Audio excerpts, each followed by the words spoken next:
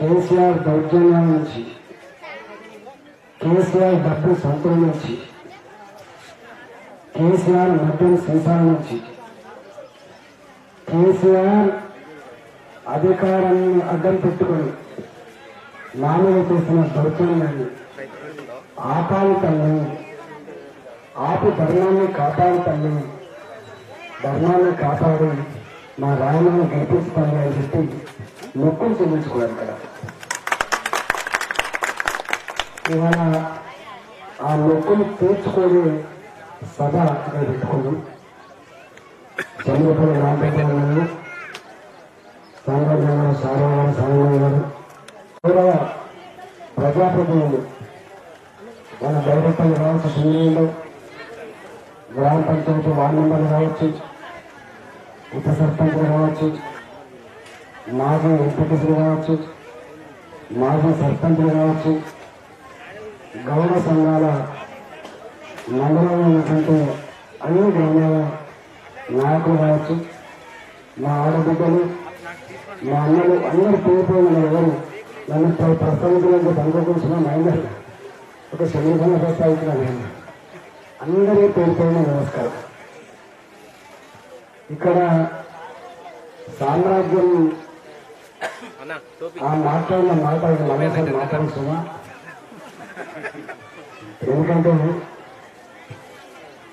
అది కారణంగా ఉండదు, కానీ ఇది కేసీఆర్ రాజ్యం. ఇది కేసీఆర్ రాజ్యంలో ఇతర పార్టీల ఎమ్మెల్యేలకు, ఇతర పార్టీల ఎంపీటీలకు, డిప్యూటీసీలకు, సర్పంచులకు, ఎంపీటీసీలకు వాళ్ళకి ఎక్కడ కానీ ప్రోటోకాల్ ఉండదు. ఆయన దృష్టిలో మనం ప్రజల చేత ఎన్నుకోదగ్గ నాయకులం కాదు. ఇక్కడ ఎట్లుంది అంటే మన కింద ఓడిపోయిన నాయకులైతే వాళ్ళు మనం గెలిచినమేమో వాళ్ళ దృష్టిలో జీరో, మన మీద ఓడిపోయిన వారికి వాళ్ళ చేతనే అన్ని పంచిపుతారు, వాళ్ళ కులమైతారు. ఇదంతా మనం కాదు గుర్తు చేస్తుంది. ఇదంతా ప్రజలు గమనిస్తారు. కన్ను నెత్తికెక్కితే నెత్తి మీద చేయ కూర్చుంటే ఆ ప్రయోగాలు వస్తే అది ఎన్నో ఆపలేదు ఎత్తి ఉంటుంది. అందరూ నాగల కార్యక్రమాలు మనకు వచ్చాంటే విజయ వచ్చాంటారు. నేను 20 సంవత్సరాల కాలం పాటు శ్రీరాముని నిరంతకుండా స్వామివారిలో కూడా 20 ఏళ్ళు కాంగ్రెస్ పార్టీ అధికారంలో ఉన్నా, టీఆర్ఎస్ పార్టీ మీనాగారి అధికారంలో ఉన్నా ఎక్కడ కూడా నేనే తలంబరాలు తీసుకుపోయి ఇచ్చే సంప్రదాయం ఉంది. ఈసారి మన మీద ఓడిపోయిన తీసుకొచ్చింది, గుండెని తీసుకుపోయి పూజలు చేయించి ఆ మంత్రాలు తలంబరాలు సబ్మిట్ చేసి ఈ ఇంటర్వ్యూలు ఎక్కడ వచ్చదో అని చెప్పి అటో 100 కార్లు, ఇటో 100 కార్లు, ఇటో 100 కార్లు పెట్టి బ్లాక్ చేసి పోలేదు. అంటే ఇవన్నీ మనకు నష్టం కాదు, వాళ్ళ పూర్వకాలను వాళ్ళకే నష్టం అయితే గుర్తుపెట్టుకో. మనకు జరగదు.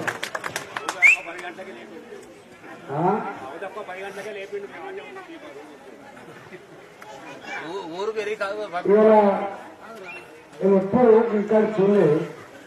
పోలీసులు పాపం వాళ్ళు లోపల గుంపుతున్నారు. నేను నౌకర్లో ఉండి కూడా, స్టేషన్లో ఉండి కూడా ఏం చేయలేకపోతున్నాం. మా కళ్ళ ముందే అన్యాయాన్ని, దుర్మార్గాన్ని, అక్రమాన్ని ఆపలేకపోతున్న భావన వాళ్ళకు కూడా ఉండదు. కాకపోతే ఎందుకు వాళ్ళు కానీ చట్టం మీద కంటే, బాధ్యతల కంటే పైనుంచి వచ్చే బాసుల ఆదేశాల మంది వాళ్ళు మోకరు ఉంటారు. ఆ మోకరుల పని మనం చెప్తాను కానీ వాళ్ళు ఇక్కడ నౌకరు లేకపోతే ఇంకొకరు చేసుకోవచ్చు. కానీ ఇంకొక వాళ్ళకు కూడా మంచి మంచి పోస్టులు, వాళ్ళ ప్రాపకం అనేటువంటి కొంతమంది ఉంటారు కాబట్టి కొంచెం ఇబ్బంది ఉంటుంది. అంత మాత్రమే ప్రభుత్వ అధికారులు, పోలీసులు, ప్రభుత్వంతో సంబంధం ఉన్నటువంటి వ్యవస్థలన్నీ కూడా బాధపడుతున్నాయి తప్ప వాళ్ళందరూ కూడా ఇష్టంతో పనిచేస్తే గుర్తుపెట్టుకోండి. వాళ్ళందరినీ కూడా ఒక మాట అనగలిసిన మనం ఏమైనా గట్టే ఉంటుంది. మీరేమో ఆలోచించాలి కలెక్టర్ ఆలోచించేది మంత్రి ఆలోచించే ముఖ్యమంత్రి. ఇవన్నీ ప్రగతి భవన్ కేంద్రంగా అన్ని వ్యవస్థలను చెరబట్టి అన్ని వ్యవస్థలు చెరబట్టి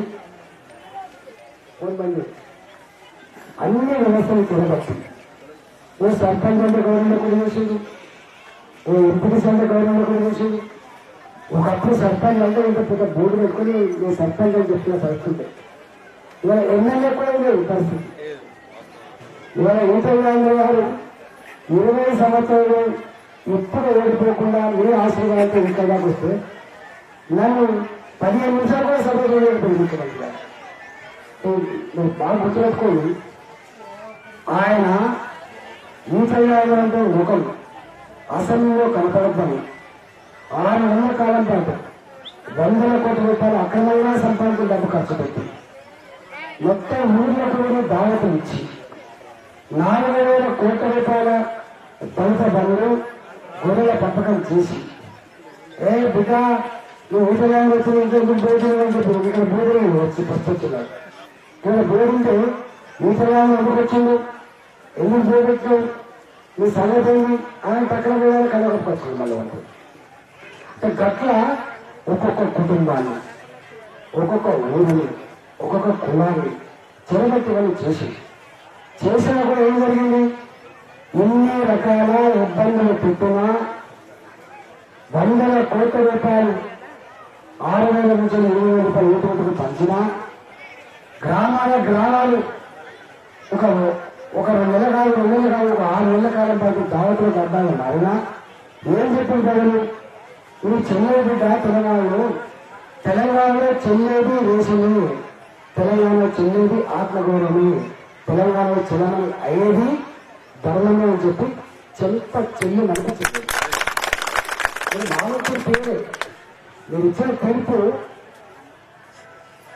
101 తప్పనిసిన శిశుపాలన అంటే శిశుపాలన 101 తప్పు 101 తప్పులు 100 తప్పులు అందరూ జరిగిపోయి 101 తప్పులు ఉస భయపడుతుంది అంటే 100 తప్పులు చేసేదానికి తెలంగాణ సమాజం భరించింది. 101 తప్పుకు పనిష్మెంట్ ఇచ్చే అధికారం ఉదయభారత చేతులు పెట్టింది. అట్లా మీరు ఇచ్చిన తీర్పు తర్వాత 8,000 కోట్లు ఉంటుంది, ఎంతమంది పోలీసులు ఉంటుంది, ఎంత పెద్ద పెద్ద కార్లు ఉంటుంది, ఎన్ని ఫామ్ హౌజులు ఉంటుంది, ఎంత అధికారం ఉంటుంది. అన్నారు అది ఒక్కొక్కసారి తిండికి చక్కగా లేకపోయినా ఊళ్ళో గుడిసే ఉన్నా రేపటి బతుకు గ్యారెంటీ లేకపోయినా ఈ తాసేపు కింద వచ్చి నన్ను నిలబెట్టి గురువు కొట్టుకుని పంపుతాయి. కడుపీదరికల్లో ఉన్న వాడికి గురువు కొట్టుకొని మధ్యాహ్నం కూడా మధ్య పడుకొని దిగుతాం. గంత ప్రశాంతమైన జీవితం ఉంటుంది. కానీ కేసీఆర్ మాత్రం ఇవన్నీ ఉన్న ప్రశాంతమైన జీవితం లేదు. నేను ఇక్కడి నుంచి అడుగుతున్నా, నేను మా ప్రజల సమస్యలను అడుగుతున్నా కేసీఆర్ గారు, మీకు ఎందుకు అధికారం ఇచ్చింది? మీకు అధికారం ఇచ్చింది చల్లగా పాలించమని, కడుపునంగా పొలాలకు నీళ్లు ఇవ్వమని, అందరికీ మాట ఇచ్చిన ప్రకారం పెన్షన్లు ఇవ్వమని, గుడిసెలకు ఇల్లు లేని వాళ్లకు ఇల్లు కట్టించమని, ఇంట్లో పిల్లలకు ఉద్యోగాలు ఇవ్వమని గిరిగా నుంచి 2018 ఏమి ఆలోచించింది మనకు? తెలంగాణ ప్రజలారా, మీ పిల్లలు చదువుకున్న వాళ్ళు వాళ్ళకు ఉద్యోగాలు, వాళ్ళ ఉద్యోగం కోసం కోచింగ్ సెంటర్లకు పోవాలంటే మన పైసలు కావాలి. ఆ పైసలు తల్లి మీద భారం పడకుండా ఉద్యోగం వచ్చేంత వరకు నేను తండ్రి తల్లి 3,016 రూపాయలు ఇస్తా అని చెప్పిన మనిషి ఎవరు? కేసీఆర్. ఇచ్చిందా? మరి ఇచ్చిందా? కలిగిన వాళ్ళు 70 ఏళ్ళైనా ముఖం మీద ముఖం పెడతారు. లేని వాళ్ళు కలుపు లేకుండా ఉన్న వాళ్ళకు 50 ఏళ్ళకే ముఖం మీద ముడతలు పడుతున్నాయి, ముసల్తనం వస్తుంది, వాళ్ళ గట్టులు బోబెట్టేటువంటి నాదు లేడు అని 57 ఏళ్ళు నిండిన వాళ్ళకు పెన్షన్ ఇస్తాను చెప్పిన మాట వాస్తవం కాదా? చెప్పినా లేదా? చేసిందా? అంతకు ముందు సభల నా తెలంగాణ దేశ ప్రజలకు అన్నం పెట్టే స్థాయికి ఎదిగింది అని చెప్పినా లేదా? చెప్పినా లేదా? మొత్తం ఎఫ్సీఐకి బియ్యం పెట్టిన 29 రాష్ట్రాలు పెడితే అలా తెలంగాణ ఒక్క రాష్ట్రమే సగం బియ్యం పెట్టిందని చెప్పని చేసుకొని చెప్పినా లేదా? ఆయన పండించారు ఆ బియ్యం, రైతులు పండించారు. 6 నెలలు కష్టపడి కరెంటు షాకులు కొట్టి చచ్చిపోతామని తెలిసినా, పిడుగులు పడి చచ్చిపోతామని తెలిసినా, పాములు కలిసి చచ్చిపోతామని తెలిసినా వ్యవసాయదారుడు ఇంటికాడ పడుకోడు, పొలంగాడు పోతాడు. అంత 6 నెలలు కష్టపడి చెమటలు రక్తాన్ని చెమటలు మార్చి వాళ్ళు ఇంత గొప్ప పంటలు పండిస్తే ఆ పంటలు పండుతున్న కోసం ఊపిరి పీల్చుకున్నాం జర తెలంగాణ అని భావిస్తే 3 ఏళ్ళ కనిపించేసుకోవచ్చు. ఓ సంవత్సరం రైస్ మిల్లర్ మీటింగ్ పెట్టి ఏమని తెలుసా? అరే ఏమైతే మనం మొత్తం వడ్లు పండి వెళ్తున్నాం, బియ్యాన్ని ఎక్కడ ఎక్స్పోర్ట్ చేస్తాం, అవన్నీ ఒక మీటింగ్ పెట్టారు. నేను కూడా మళ్ళా వాళ్ళందరూ ఏం చెప్పారంటే, సార్ మీరు 1 కోటి ఎకరాలు నిర్మిస్తా అంటున్నారు, 1 కోటి ఎకరాల వరి పండిస్తే ఈ వడ్లు కూడా దిక్కు ఉండదు. అందుకనే వాళ్ళు ఏమన్నారు, మీరు ప్రపంచంలో ఎక్కడైనా ఎక్స్పోర్ట్ చేయాలంటే మీరే స్వయంగా విత్తనాలను సమకూర్చి మీరు సన్న రకాలు పొడుగుండేటట్టుగా, సన్న రకాలు పొట్టు ఉండద్దు, చిట్టుముట్టాల లెక్క ఉండే బియ్యం కాదు, బీపీడి లాంటి బియ్యం కాదు, జెన్సీ లాంటి బియ్యం కాదు, గట్ట సన్నగా ఉండాలి కానీ కొంచెం పొడుగు ఉండాలి.